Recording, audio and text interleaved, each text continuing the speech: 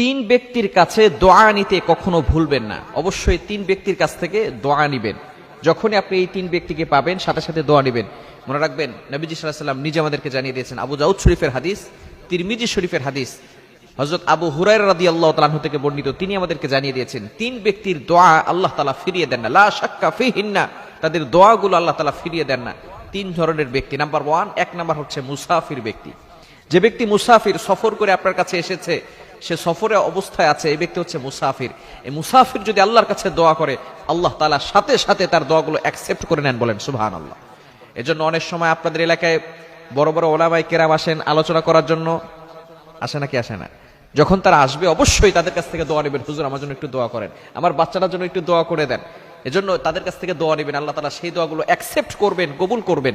এজন্য এক নাম্বার হচ্ছে দাওয়াতুল মুসাফির, মুসাফিরের কাছ থেকে দোয়া নিতে কখনো ভুলবেন না।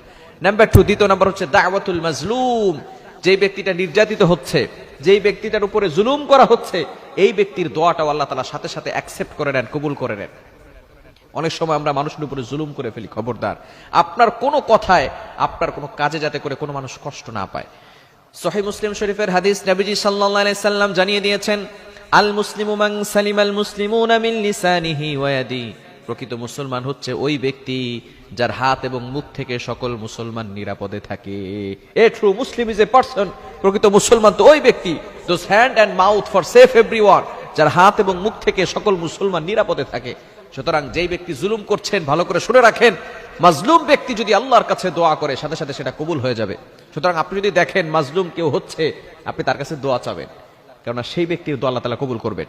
নাম্বার 3, তৃতীয় নাম্বার হচ্ছে মোস্ট ইম্পর্টেন্ট, পিতামাতার দোয়া আল্লাহ তাআলা কখনো ফিরিয়ে দেন না। দাওয়াতুল ওয়ালিদাইন, পিতামাতা যারা আছে তাদের কাছ থেকে দোয়া নিবেন। আমরা পিতামাতার কাছ থেকে দোয়া নিতে চাই না, পিতামাতাকে সালাম পর্যন্ত দিতে চাই না, লজ্জা লাগে, ঠিক কিনা?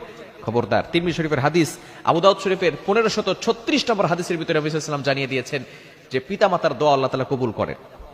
পিতামাতা বদদোয়া দিলেও কবুল হয়ে যায়, দোয়া করলেও কবুল হয়ে যায়। এজন্য পিতামাতার সাথে কখনো খারাপ ব্যবহার করা যাবে, সব সময় পিতামাতার কাছ থেকে দোয়া নিবেন।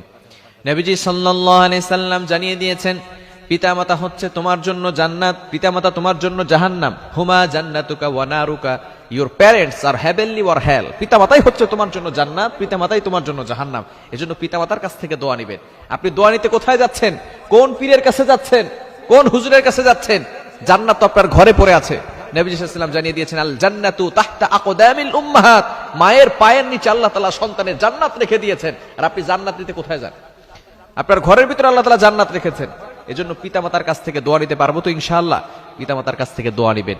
মুসাফির ব্যক্তির কাছ থেকে দোয়া নিবেন, তাদের কাছে দোয়া চাইবেন। মাঝে মধ্যে মুসাফির ব্যক্তিকে হাদিয়া দিবেন, পিতামাতাকে হাদিয়া দিবেন।